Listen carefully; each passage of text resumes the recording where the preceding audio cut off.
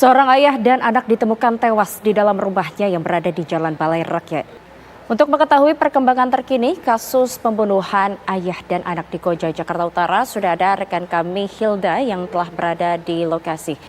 Hilda, bagaimana untuk kondisi terkini ataupun perkembangan terkini atas kasus di sana?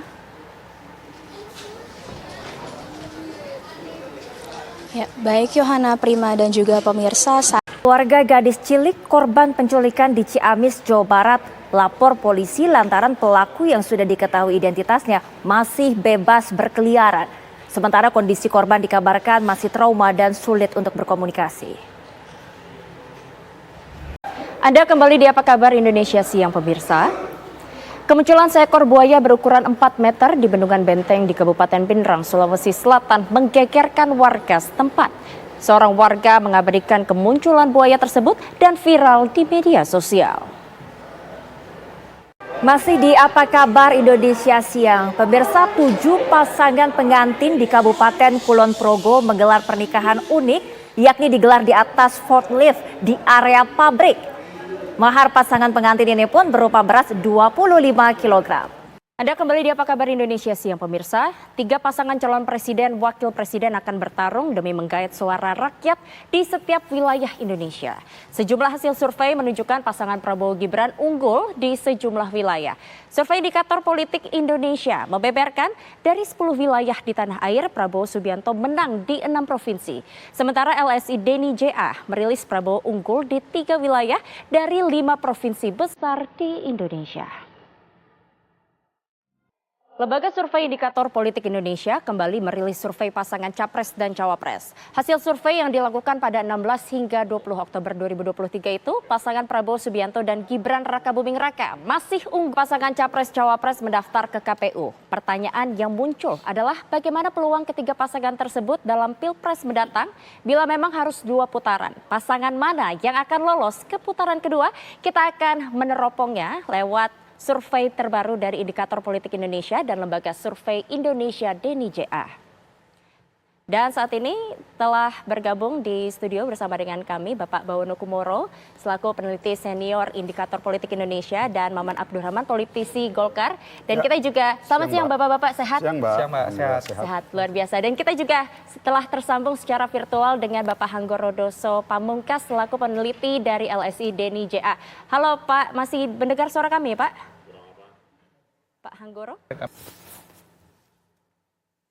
Ya, LSI Denny JA. Ini kan pertama kali bahwa cawapresnya adalah Gibran gitu ya dari segala koalisi ini. Tanggapannya bagaimana juga dengan hasil survei ini? Ternyata nampaknya cawapres ini tidak begitu berpengaruh terhadap elektabilitas hasil dari survei. Ya, pertama begini, sebelum saya menjelaskan atau merespon dari disampaikan Mbak, ada pertanyaan sederhana. Percayakah kita dengan LSI? Percayakah kita dengan lembaga survei indikator? Apakah ini memang terbagi semuanya dari segi umur yang sudah bisa memilih, atau sebetulnya memang ini ada urutannya sendiri, mungkin dari umur sekian-sekian memang Prabowo, umur sekian-sekian Anies Mohaimin, atau seperti apa sebetulnya Pak? Ya, ini yang kita lakukan survei nasional ya, survei nasional. Ini yang masih diperebutkan. 8% ini mewakili. Ya, kembali lagi di Apa Kabar Indonesia Siang, tentunya bersama dengan ketiga orang narasumber kami.